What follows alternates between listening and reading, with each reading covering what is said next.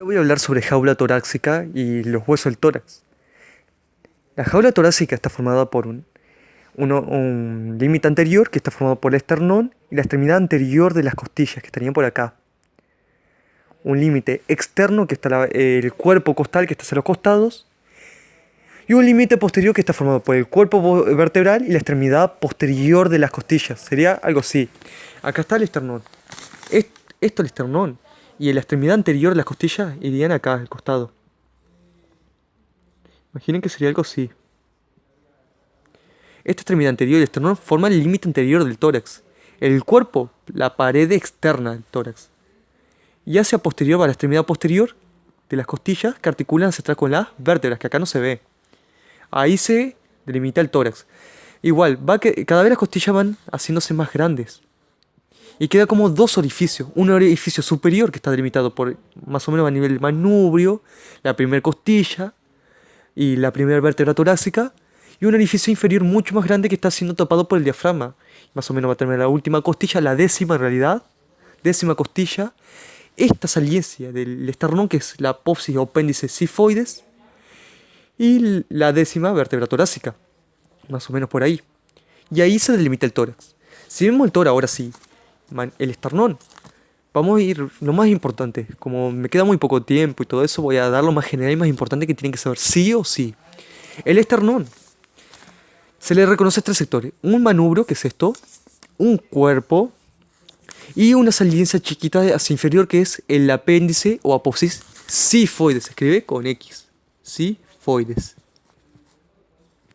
Apéndice o apófisis sifoides. Manubrio, cuerpo y apófisis sifoide. ¿Qué es lo más importante de esternón que tiene que saber sí o sí? Que la unión entre el manubrio y el cuerpo forma un ángulo aquí que es anterior a ese ángulo. Ese ángulo mira hacia adelante. ¿Cómo se llama este ángulo? Ángulo de Lewis. Se pronuncia Luis. No digan el ángulo de Luis Aloñeri. El ángulo de Luis del Cerro acá en Uruguay. Acá. Entonces se escribe ángulo de Lewis. Y se pronuncia ángulo de Luis. No es el ángulo de Luis, del Ricardo, como quieran llamarlo, ángulo de Luis. Bien. ¿Dónde se topografía este ángulo de Luis? T4. O sea que por detrás del ángulo de Luis se está bifurcando la tráquea. Imaginen que acá está la tráquea bifurcándose. En el sector medio de la tráquea hay un tabique que se encuentra ahí. ¿Cómo se llama ese sector medio? Ese tabique, carina traqueal. O sea, a nivel del ángulo de Lewis está la carina traqueal. Es un tabique que está en el medio, una línea, algo que separa la separación de los dos bronquios. Igual está interno, por eso no se ve. La carina traqueal entonces separa la separación de los dos bronquios. ¿A qué nivel ocurre eso? T4. La tráquea se divide en bronquiofuentes por detrás del ángulo de Lewis. Además, a los costados del ángulo de Lewis está articulando con la segunda costilla. Recuerden esto, la unión entre el manubrio y el cuerpo está articulando con la segunda costilla. Y todo el manubrio external, prácticamente al costado, con la primera costilla. Eso es importante. ¿Cuántas costillas articulan con el esternón en conjunto? 7. Va a tener 7 costillas articulando con el esternón, que son las costillas verdaderas. La octava, la novena y décima son falsas, porque no articulan en sí. La octava, novena y décima se juntan por un único cartílago costal hacia el esternón. Y la onceava y 12, de las 12 costillas, son flotantes. Se sostienen de una única costilla, van juntas y no se articulan con el esternón. Entonces, de la costilla 1 a 7 articulan con el esternón. 8, 9 y 10 son las falsas. Articulan con el esternón sí, pero por un único cartílago costal. Y la 11 y 12 son flotantes porque no articulan con el esternón, sino que se unen a la última costilla. Bien, volviendo acá. El ángulo de Lewis, lo más importante. Hacia la izquierda de este ángulo hay un foco. Y hacia la derecha hay otro foco. Lo nombré los focos cuando vi las válvulas. Hacia la izquierda del ángulo de Lewis está el foco pulmonar, que se topografía en el segundo espacio intercostal, línea paraesternal izquierda. Línea paraesternal es esta línea imaginaria que rodea el esternón. Esta es la línea paraesternal izquierda. A nivel del segundo espacio intercostal, en la línea paraesternal a la izquierda, está el foco pulmonar. Mientras que en el segundo espacio intercostal, línea paraesternal derecha, está el foco aórtico. Y esto es lo que tienen que saber del ángulo de Lewis. Se topografía en T4, atrás se bifurca la tráquea, a los laterales del lado izquierdo el foco pulmonar y del lado derecho el foco aórtico. ¿Con qué costilla articula esos laterales? Con la segunda. Eso es lo más importante. ¿Qué más tiene que saber el esternón? Que la articulación entre medio de manubrio y cuerpo con apófisis sifoide, son inmóviles, ya está. Son sin artrosis, listo. Y bien, y si vamos a lo mismo importante, el manubrio, acá arriba, donde está señalado en verde, tiene una escotadura. ¿Cómo se llama esta escotadura? Horquilla esternal o escotadura yugular. Horquilla esternal o escotadura yugular. Y esos los laterales acá donde estoy señalando, tiene dos escotaduras, denominadas escotaduras claviculares, porque aquí está articulando con la clavícula. Imaginen que esto es la horquilla esternal, acá, esto, o escotadura yugular, y acá al costado la escotadura clavicular, porque de esta manera se une a la clavícula.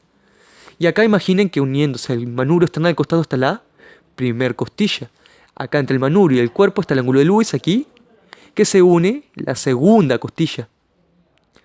Entonces, la escotadura clavicular articula con la clavícula. Y más hacia los laterales está articulando con la primera costilla y su cartílago costal. ¿Cómo se llama esta articulación entre manubrio, clavícula, costilla y cartílago costal? Se llama esterno, condro. Condro viene de cartílago costal, de la primera costilla. Costo, de costilla y clavicular. Esterno, condro, costo, clavicular. ¿Qué tipo es esa articulación? Silla de montar, o también llamada encaje recíproco, o también llamada celar. ¿Qué movimientos permite esta articulación?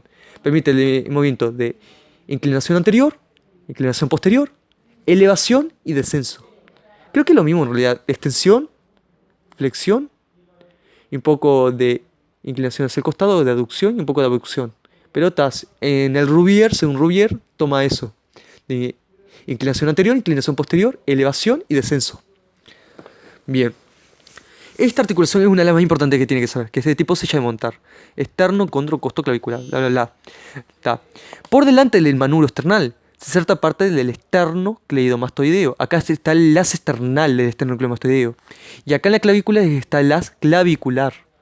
El haz esternal y acá está el haz clavicular. Y entre medio del haz esternal y el haz clavicular se topografía un triángulo, que es el triángulo de Celidot. Se escribe así. Celidot, creo. Ese triángulo de Celidot es un espacio que está entre el haz esternal y clavicular del esternocleidomastoideo, que pasa por ahí, la yugular interna y el nervio frénico. Bien, y el esternocleidomastoideo es la cara anterior del manubrio esternal. En la cara anterior de los laterales de la mayoría del cuerpo se inserta parte del músculo pectoral mayor. Y eso es lo más importante. Y en la cara posterior del manubrio esternal, o sea, esta cara, parte de los músculos infraioideos que se insertan en el esternón. ¿Cuáles son? El esternocleidoideo por aquí y el esternotiroideo. Igual esto no es tan importante. Lo más importante del esternón es el ángulo de Lewis y la articulación esternocondrocostoclavicular. Acá, igual, hacia anterior del manubrio está el esternocleidomastoideo. En toda la cara anterior, en el cuerpo, está el pectoral mayor. Y cara posterior del manubrio están los músculos infraioideos que se insertan en el esternón. ¿Cuáles son? El esternocleidoideo y el esternotiroideo. Y eso es esternón, lo más importante. ¿Qué más? A ver, déjenme pensar. Estoy haciendo sobre la marcha todo esto y no tengo nada de nada preparado. Acá. Costilla, ya que estamos aquí. Costilla. ¿Qué se le reconoce a una costilla? Vemos una costilla cualquiera y van a ver una extremidad anterior, que es todo esto, la extremidad anterior. Hasta aquí en realidad es la extremidad anterior. El resto todo se denomina cuerpo. Y bien, en forma hacia posterior está la extremidad posterior. Entonces se le va a reconocer una extremidad anterior, un cuerpo que vendría a ser todo esto, donde estoy sosteniendo, y hacia atrás una extremidad posterior. ¿Qué tiene la extremidad posterior característico? Tiene una cabeza, un cuello, y acá en negro, aquí, el tubérculo costal. Cabeza, cuello, tubérculo. ¿Todo en qué extremidad? La posterior. Luego todo esto es el cuerpo y acá la extremidad anterior, que en realidad es más vertical, más recto, más horizontal en realidad. La extremidad anterior va a articular con su cartílago costal en una articulación inmóvil. Es una sinartrosis. En realidad, como tiene cartílago, es un tipo de sinartrosis con cartílago. ¿Cómo se denomina una sinartrosis cuando tiene cartílago? Sincondrosis. Recuerden que condro viene de cartílago. Entonces, la costilla con su cartílago costal forma la articulación denominada condrocostal o costo-condral, porque articula cartílago costal con costilla. ¿Qué tipo es? Inmóvil, sin artrosis, pero como tiene cartílago se le denomina sincondrosis. Y luego ese cartílago costal va a articular con el manubrio esternal. Manubrio, el cuerpo y la apófisis sifoides. ¿Cómo se llama la articulación entre cartílago costal y esternón? Condroesternal. Y esa tiene un poco más de movilidad. Porque se tiene que mover, ¿para qué? Para cuando se expande el tórax, para la inspiración. Es una diartrosis de tipo artrodia. Artrodia, permite movimiento de deslizamientos. Entonces, nuevo. Costilla, articula primero hacia medial, con su cartílago costal. Condro, costal. Y luego el cartílago con el esternón, condro, esternal. Esta no puede moverse, la condrocostal, pero la condroesternal sí, porque el tórax se tiene que expandir. La costilla no, el tórax. Bien, la extremidad posterior, acá tenemos la cabeza, como vimos, esto es el cuello y esto es el tubérculo costal.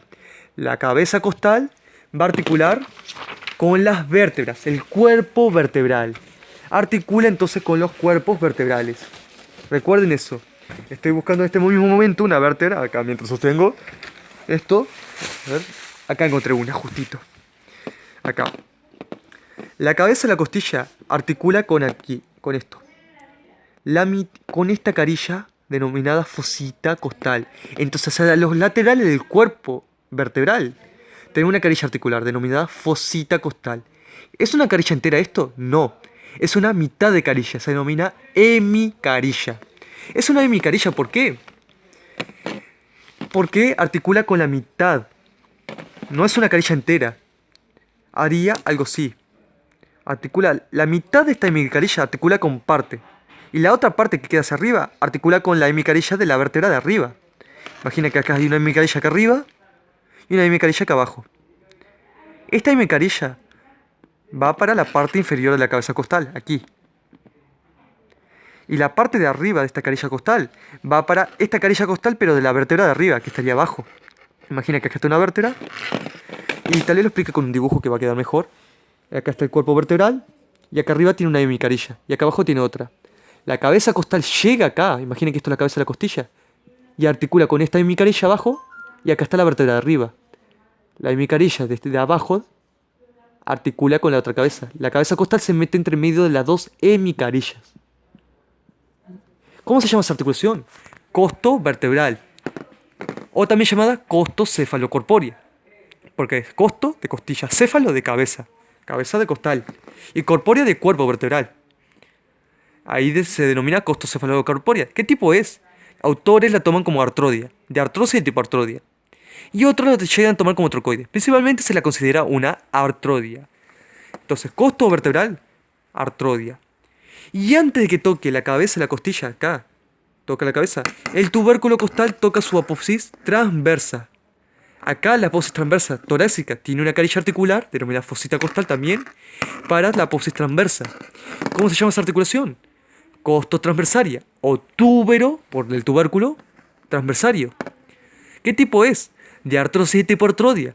Entonces, costilla con vértebra tiene articulación costo vertebral, la cabeza costal con el cuerpo, y costo transversaria, que es el tubérculo con la apófisis transversa. Ambas son artrodia. Yo ya tengo un video de vértebras. ¿Qué característica tiene la vértebra torácica? Principalmente que tienen que saber acá. Tiene el agujero circular, la apófisis espinosa más vertical. Y una cosa que característica de esta región es que por delante del cuerpo vertebral torácico viene subiendo un conducto linfoide, que es el conducto torácico. Por delante del cuerpo vertebral torácico viene subiendo el conducto torácico, principal vaso linfático del cuerpo humano. Drena el 80-90% de la linfa del cuerpo. Asciende ese conducto torácico y desemboca en la unión entre la vena yugular interna y la subclavia. Y eso sería lo más importante. ¿Cómo se llama la unión entre la yugular interna y subclavia, confluente yugulo-subclavio. El conducto torácico desemboca en el confluente yugulo-subclavio izquierdo, del derecho no. Confluente yugulo-subclavio izquierdo. Entonces, cuerpo vertebral. Vaso linfático por delante, conducto torácico. ¿Dónde desemboca el conducto torácico? En la unión entre la yugular interna y subclavia izquierda, la vena. Confluente yugulo-subclavio izquierdo. Y eso es lo más importante de aquí. Esto es un esquema general de costilla, esternón, vértebra y listo. Faltó la primera costilla, que su principal característica es que tiene el tubérculo del diafragma en la extremidad anterior. Acá está la extremidad anterior. Acá tiene el tubérculo del diafragma. No confunda con el tubérculo que está en la extremidad posterior, no es el mismo. Acá está la cabeza, el cuello y el tubérculo costal, entre la extremidad posterior, el cuerpo, la extremidad anterior. En la extremidad anterior está el tubérculo del diafragma con el escaleno anterior, que ya lo nombramos en el video de escaleno. Escaleno anterior termina ahí. Entonces ya está. Por delante de acá, del escaleno anterior, pasa la vena, subclavia y por detrás la arteria. Dejan su canal. Acá estaría la vena y acá atrás la arteria. Y ahora sí. Estoy hablando más apurado porque se me va a cortar dentro de poco el video y no me da. Pero ya en realidad ya terminé. Y listo.